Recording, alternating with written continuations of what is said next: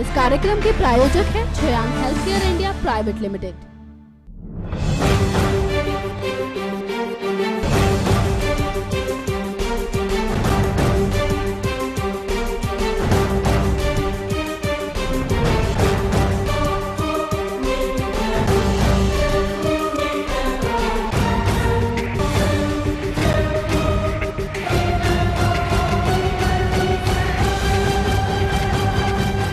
नमस्कार, मैं हूं आपकी होस्ट विनी गुलाटी। आप देख रहे हैं अपना मनपसंद शो शाइनिंग स्टार।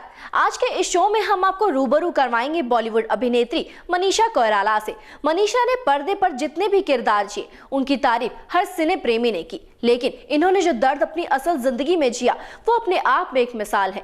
जी हाँ, मनीषा जिस वक्त अपने करियर के ढलान पर थी तो उसी वक्त उनकी निजी जिंदगी बेहद उतार चढ़ाव भरे दौर से गुजर रही थी।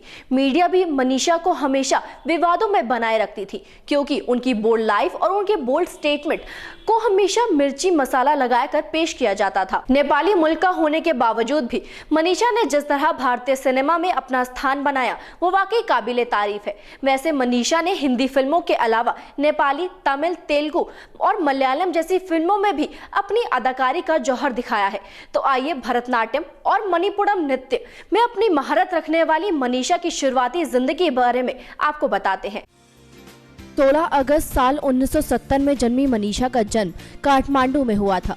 उनके पिता का नाम प्रकाश कोइराला एवं उनकी मां का नाम सुषमा कोइराला है। मनीषा काफी समृद्ध परिवार से थी।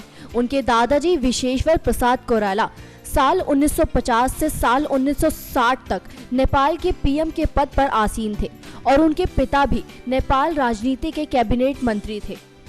मनीषा ने अपनी 10वीं तक की पढ़ाई वाराणसी के वसंत कन्या महाविद्यालय से की। उसके बाद वह सेकेंडरी की पढ़ाई करने के लिए आर्मी स्कूल ढोलाकुआ नई दिल्ली चली गई। वैसे तो उनका रुझान डॉक्टर बनने में था, लेकिन उनकी जिंदगी में तो कुछ और ही बनना लिखा था। मॉडलिंग का अवसर मिलने पर मनीषा ने अपना रुख मॉडलिंग की दिशा में कर लिया और उसके बाद वो फिल्मी दुनिया में आ गई। वैसे उनके भाई सिद्धार्थ कोइराला पहले ही बॉलीवुड इंडस्ट्री में कदम रख चुके थे। मनीषा ने अपनी बॉलीवुड फिल्म इंडस्ट्री की शुरुआत साल 1991 में आई सुभाष घई की फिल्म सौदागर से की। इस फिल्म में मनीषा के साथ दिग्गज कलाकार दिलीप कुमार, राजकुमार, जैकी श्रॉफ, अमरीश पुरी, अनुपम खेर जैसी कई और बड़ी हस्तियां भी शामिल थी। यह फिल्म उस साल की सबसे बड़ी ब्लॉकबस्टर हिट फिल्म साबित हुई। पहली ही फिल्म में कोइराला को रातों रात हिंदी सिनेमा का सुपरस्टार बना दिया। लेकिन बॉलीवुड की दुनिया में कदम रखने से पहले मनीषा ने 1989 में फेरी भुतेलो नाम की नेपाली फिल्म में काम किया था। बॉलीवुड फिल्म इंडस्ट्री में मनीषा ने 90s के दशक में लगभग 34 फिल्मों में काम किया था। फिल्म सौदागर के बाद मनीषा ने साल 1992 में यलगार और साल 1993 में इंसानियत के देवता जैसी फिल्मों में काम किया और वहीं उसके बाद मनीषा ने विधु विनोद चोपड़ा की फिल्म 1942 अ लव स्टोरी और मणिरत्नम की तमिल फिल्म बॉम्बे में भी काम किया, जिसके लिए उन्हें फिल्म फेयर में सर्वश्रेष्ठ तमिल अभिनेत्री और क्रिटिक्स अवार्ड से नवाजा गया और साथ ही उन्हें 1942 अ लव स्टोरी में किए गए अभिनय के लिए काफी प्रशंसा मिली। इसके बाद लगातार कई फिल्मों में मनीषा ने काम किया जो उनके करियर की काफी सफल फिल्में साबित हुई थी, जैसे 1995 में आई फिल्म अकेले हम और अकेले तुम और उसके बाद अग्नि साक्षी के लिए उन्हें दर्शकों की तरफ से और क्रिटिक्स की तरफ से काफी सराहना मिली। इस फिल्म में मनीषा के साथ जैकी श्रॉफ और नाना पाटेकर भी अभिनय करते हुए दिखाई दिए थे।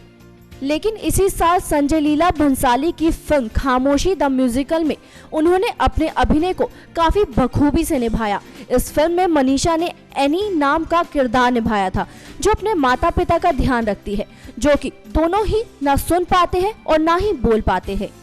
दोनों ही फिल्मों में उनके अभिनय को देखकर सभी आलोचकों ने दांतों तले उंगली दबा ली और वो इसके बाद लगातार फिल्में करती रही और सभी के दिलों में अपने अभिनय के जरिए एक खास जगह बनाती रही। आपको ये जानकर वाकई ताजुब होगा कि मनीषा गैर फिल्मी परिवार से थी, लेकिन इसके बावजूद उन्हें हिंदी सिनेमा में सर्वश्रेष्ठ अभिनेत्रियों में शुमार किया जाता था। पार्थो घोष निर्देशित फिल्म अग्निसाक्षी और निर्देशक संजय लीला भंसाली की फिल्म खामोशी ने मनीषा को इंडस्ट्री की टॉप लीडिंग हीरोइन बना दिया। दोनों ही फिल्मों में दर्शकों को मनीषा के दो अलग अलग रूप देखने को मिले। ये वो समय था जब मनीषा पर्दे पर छाई हुई थी और हर दर्शक उनकी हर फिल्म को पसंद कर रहे थे, तो वहीं हर निर्माता और फिल्म निर्देशक उनको अपनी फिल्म में लेने के लिए काफी उतावले रहते थे। तो आइए अब आपको दिखाते हैं मनीषा कोइराला के करियर की कुछ चुनिंदा फिल्मों के बारे में। साल 1997 में मनीषा बॉबी देओल और काजोल के ऑपोजिट फिल्म गुप्त द हिडन ट्रुथ में नजर आई थी, जो ब्लॉकबस्टर फिल्म साबित हुई थी। और उसी साल वह बड़े पर्दे पर पहली बार शाहरुख खान की मणिरत्नम की फिल्म दिल में भी नजर आई थी और इसके लिए उन्हें आलोचकों की तरफ से काफी अच्छी प्रतिक्रिया भी मिली थी और साथ ही उन्हें इस फिल्म के लिए बेस्ट फिल्म फेयर एक्ट्रेस का नामांकन भी मिला था। साल 1999 में मनीषा फिल्म मन और अजय देवगन स्टारर फिल्म कच्चे धागे में नजर आई थी। फिल्म मन में उनकी लाजवाब एक्टिंग देख आलोचकों ने उन्हें मीना कुमारी तक की उपाधि दे डाली थी। यह फिल्म उस साल की सबसे बड़ी फिल्मों में से एक साबित हुई थी। साल 2000 में वो मल्टी स्टारर फिल्म लज्जा में नजर आई थी और उस फिल्म में उनका अभिनय काबिले तारीफ था। उसके बाद वर्ष 2002 में Ajay Devgan starrer film Company में भी वो नजर आई।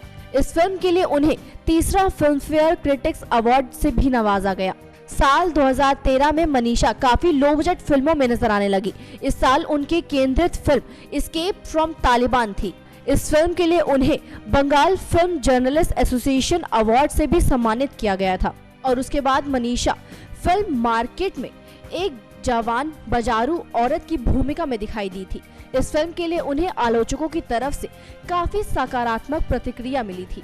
साथ ही फिल्म ने बॉक्स ऑफिस पर काफी अच्छी कमाई की। वैसे बता दें, मनीषा अभिनेत्री होने के साथ एक निर्माता भी है। उन्होंने 2004 में फिल्म मेकिंग का डिप्लोमा न्यूयॉर्क यूनिवर्सिटी से किया।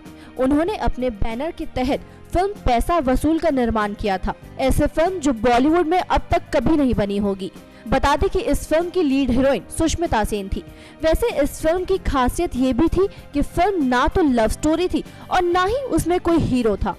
और उसके बाद साल 2007 में वो फिल्म अनवर में एक सपोर्टिंग एक्ट्रेस के रूप में नजर आई। उन्होंने हिंदी सिनेमा में फिल्म मुंबई एक्सप्रेस से एक जबरदस्त वापसी की थी।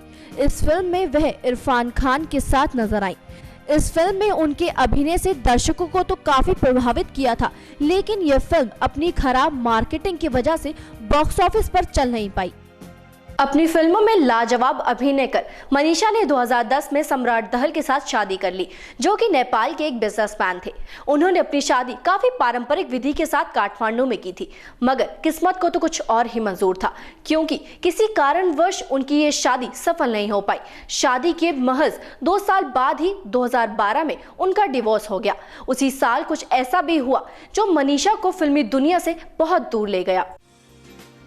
सौदागर, दिल से और एक छोटी सी लव स्टोरी जैसी कई बड़ी और अच्छी फिल्मों में काम कर चुकी बॉलीवुड अभिनेत्री मनीषा कोइराला एक लंबे अंतराल के बाद फिल्मी पर्दे पर वापसी कर रही थी। साल 2012 में पति सम्राट के साथ तलाक होने के बाद मनीषा ने निर्देशक राम गोपाल वर्मा की फिल्म भूतनाथ रिटर्न से फिल्मों में वापसी करने की कोशिश की थी, लेकिन तलाक और फिल्म के फ्लॉप होने के बाद मनीषा को तब झटका लगा जब उन्हें ये पता चला कि उन्हें कैंसर है। उनके प्रशंसकों और परिवार वालों को इस बात का काफी झटका लगा था, लेकिन मनीषा ने कैंसर को मात दी और वो ठीक होकर वापस अपने प्रशंसकों के सामने आई, जिसके बाद उन्होंने महिलाओं के स्वास्थ्य से जुड़ी एक पत्रिका के लिए फोटोशूट भी कराया। इस मौके पर मनीषा कोइराला ने कैंसर के मरीजों को संदेश देते हुए कहा कि इस बीमारी में पॉजिटिव रहना बहुत जरूरी होता है। साथ ही उन्होंने ये भी कहा कि उन्हें जिस तरह का कैंसर हुआ था वो कभी भी वापस आ सकता है, लेकिन हर कीमत पर हमें पॉजिटिव रहना जरूरी होता है, तभी हम इस बीमारी से लड़ पाते हैं। और उसके बाद कैंसर और अपने अकेलेपन की जिंदगी से एक लंबी लड़ाई लड़ने के बाद मनीषा फिल्म चेहरे के साथ वापसी कर सभी के सामने आई, जिसमें उनके साथ जैकी श्रॉफ ने भी अभिनय किया था। मनीषा ने बताया था कि उनकी बीमारी के दौरान उनके परिवार का उन्हें काफी सपोर्ट मिला था, जिसकी वजह से वो अपनी बीमारी से लड़ने का हौसला जुटा पाई थी। मनीषा के मुताबिक वो अपने आप को कभी भी हीरो नहीं कहलवाना चाहती थी।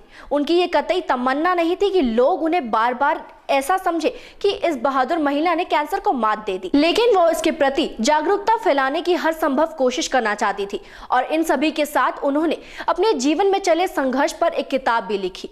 वाकई मनीषा के इस संघर्ष को देखने के बाद यही कहा जा सकता है कि ये रुपहले पर्दे पर भले ही मनीषा ने रंगीन जिंदगी बिताई हो, लेकिन निजी जिंदगी में वो हालातों से लड़ती जरूर नजर आई। तो ये था हमारा इस सप्ताह का शाइनिंग स्टार। अगली बार फिर होगी आप सभी से मुलाकात किसी खास और बड़ी हस्ती के साथ, लेकिन तब तक के लिए गुड बाय। इस कार्यक्रम के प्रायोजक हैं Shreyang health care India private limited.